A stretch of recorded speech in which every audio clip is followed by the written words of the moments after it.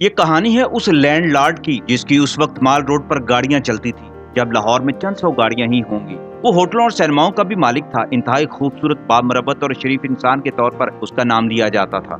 दुनिया उसे असलम परवेज के नाम से जानती थी और ये वही असलम परवेज थे जिन्होंने 50 की दहाई में अदाकार दर्पण, अकमल, इजाज, हबीब और कमाल के मुकाबले में ज्यादा मकबूलियत हासिल कर ली थी। वो बने बनाए हीरो और मालदार शख्स थे। पहले हीरो थे जो नई ब्रांड की गाड़ी पर स्टूडियो आते थे।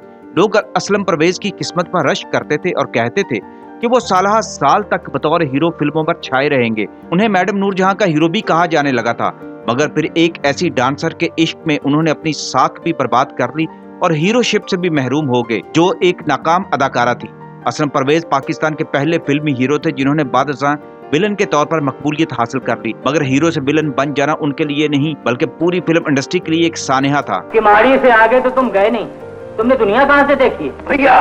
1955 में असलम परवेज की पहली फिल्म हदायतकार अनवर कमाल पाशा की शाहकार फिल्म कातिल, इसमें वो एक साइड हीरो थे और उनका फिल्मी नाम ज़िया रखा गया था। इसी फिल्म में पहली बार मसरत नसीर और नय्ये सुल्ताना को भी छोटे छोटे किरदारों में मुतारफ कराया गया था और अकमल ने भी एक एक्स्ट्रा के तौर पर काम किया था। इसी साल के इख्तिताम पर बतौर हीरो पहली फिल्म पाटे खान रिलीज हुई तो मलका तरन्नुम नूरजहां के बाद असलम परवेज की दूसरी हीरोइन मसरत नसीर करार पाई।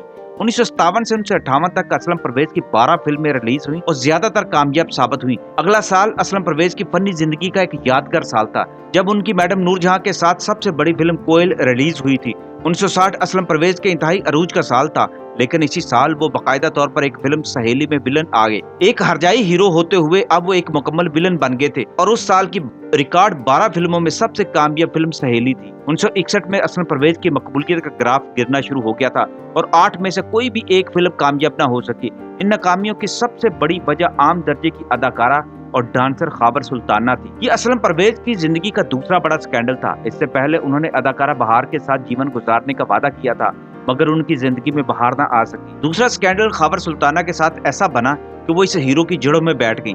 कहा जाता है कि बाद में असलम परवेज ने खैबर सुल्ताना के साथ शादी कर ली थी, मगर इस बारे में कभी किसी ने तस्दीक तो नहीं की। अलबत्ता वो दोनों इकट्ठे रहते थे और इसकी खातिर असलम परवेज जैसा कमिटेड बंदा अपने वादों से इनहराफ करने लगा और डायरेक्टरों को तंग करने लगा था।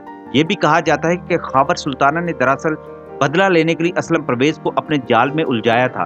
खैबर सुल्ताना का ताल्लुक सिंध से था। गोरा चिट्टा रंग, दिलकश चेहरा, मुतनासिब जिस्म, वो भी पढ़ी लिखी, अंग्रेजी बहुत रवानी से बोलती थी। आपको ये बताते चलें कि चकोरी का ताल्लुक भी सिंध से था और उनका असल नाम खैबर सुल्ताना था, लेकिन ये चकोरी नहीं थी बल्कि ये ओरिजिनल खैबर सुल्ताना ही थी जो इसी नाम से पहचानी जाती थी। खैबर सुल्ताना की खूबी थी कि वो महफिल के अदब व आदाब से अच्छी तरह वाकिफ थी। वो फिल्मों में डांसर की हैसियत से आई और चंद फिल्मों में डांस भी किए। अदाकारी के उसमें जरासीम नहीं थे, मगर अपने दिलरुबाई के बायस बहुत जल्द नौजवानों के लिए गुफ्तगू का मौजू बन जाती। असलम परवेज से मुलाकात हुई तो दोनों ने एक दूसरे के लिए कशिश महसूस की और देखते ही देखते असलम परवेज और खैबर सुल्ताना का रोमांस फिल्मी दुनिया में सबसे बड़ी खबर बन गया। खैबर सुल्ताना सही मायने में असलम परवेज की कमजोरी बन गई थी। देखने वाले ये बताया करते थे कि असलम परवेज पर जैसे खैबर सुल्ताना ने जादू कर दिया था। वो एक मामूल और गुलाम की तरह खैबर सुल्ताना के इशारों पर चला करते थे। एक ऐसा मारूफ तरीन अदाकार जो शब रोज शूटिंग में मसरूफ रहता था। खैबर सुल्ताना के एक टेलीफोन पर या पैगाम पर बेचैन होकर किसी बहाने शूटिंग छोड़कर गायब हो जाता और फिल्म साज उसे दिनों तक ढूंढते ही रह जाते। खैबर सुल्ताना को दरअसल फिल्म साजों को तंग करने और उन पर अपनी अहमियत जताने का मजा आता था। वो जब सिंध से आई थी तो ये ख्वाब लेकर आई थी कि फिल्मी दुनिया में बहुत बड़ी हीरोइन बनकर राज करेगी, मगर वो डांसर की हद से आगे ना बढ़ सकी। उसके सारे ख्वाब चिकनाचूर हो गए। जब उस वक्त का मारूफ तरीन हीरो उसकी मोहब्बत में गिरफ्तार हो गया तो खैबर सुल्ताना ने अगले पिछले बदले लेने शुरू कर दिए।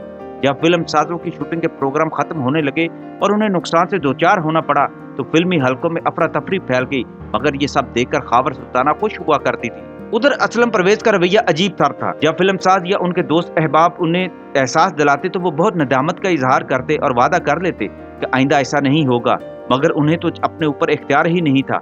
वो एक सहरज़दा इंसान के मानित एक पुरस्कार जादूगरनी के हिसार में कैद होकर रह गए थे। एक बार एवेन्यू स्टूडियो में हदायतकार हसन तारक की फिल्म की शूटिंग हो रही थी। किसी ने आकर बताया कि असलम परवेज के लिए फोन आया है। वो हसन तारक को बताकर टेलीफोन सुनने के लिए स्टूडियो के ऑफिस में चले गए। तारक साहब ने कुछ देर तो इंतजार किया, फिर एक असिस्टेंट को भेजा कि असलम साहब को लेकर आए, चार्ट तैयार है। असिस्टेंट ये खबर लेकर आया कि असलम साहब तो स्टूडियो में मौजूद ही नहीं है, कार में बैठकर कहीं चले गए हैं। वो ऐसे गए कि सेट दरे का धरा रह गया। अदाकार और हदायतकार सुबह से शाम तक उनके इंतजार में बैठे रह गए। रात हुई तो तारक साहब को असलम परवेज का फोन आ गया। असलम परवेज ने बताया कि वो अचानक कराची चले आए हैं और अभी वापस नहीं आ सकते। तारक साहब ने बाद में तहकीक की तो पता चला कि खैबर सुल्ताना ने लाहौर एयरपोर्ट से असलम परवेज को फोन किया था कि मैं इसी फ्लाइट से कराची जा रही हूँ, तुम फौरन आ जाओ।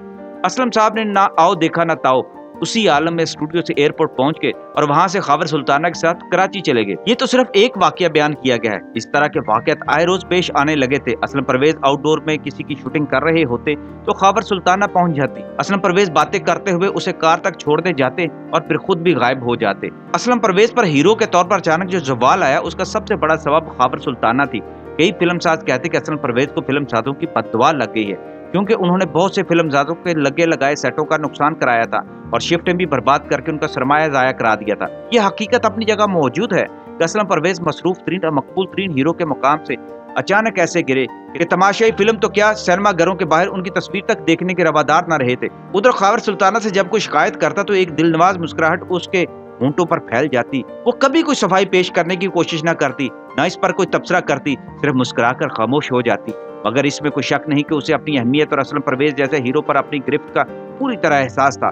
इसलिए कि बतौर अदाकारा तो खैबर सुल्ताना को फिल्मी सन्नत में कोई अहमियत हासिल ना हो सकी थी, मगर असलम परवेज के हवाले से वो एक मरकजी किरदार की हैसियत अख्तियार कर चुकी थी। असलम परवेज की दीवानगी तो सब पर जाहिर थी, मगर खैबर सुल्ताना की वारिफ्तगी भी किसी से पोशीदा नहीं थी। जानने वाले कहते थे कि खैबर सुल्ताना वाकई असलम परवेज के साथ मुखलिस और वफादार थी। ये भी हकीकत है कि खैबर सुल्ताना जो कि एक तितली की तरह सोशल हलकों में उड़ती फिरती थी, असलम परवेज की कुर्बत हासिल करने के बाद महदूद होकर रह गई थी। खैबर सुल्ताना और असलम परवेज की दूरी का सबब क्या था? इस बारे में कोई कहता है कि खैबर ने असलम के करियर, खानदानी वकार और घरेलू सुकून की खातिर अपने आप को उनसे दूर कर लिया। किसी का कहना कि असलम परवेज को बजाते खुद एहसास हो गया कि वो जिस रास्ते पर चल रहे हैं इसका अंजाम क्या होगा। बहरहाल लैला मजनू की ये जोड़ी बिछड़ गई। कुछ अरसे तक असलम परवेज अकेले अकेले खोए खोए नजर आए, मगर फिर रफ्ता रफ्ता मामूल के मुताबिक अपने आप को ढाल लिया और खैबर सुल्ताना एक ख्वाब बनकर रह गई। लोग उसका नाम भी भूल गए। आज के सोशल मीडिया के दौर में तो खैबर सुल्ताना की कोई तस्वीर ढूंढना इंतहाई मुश्किल हो चुका है।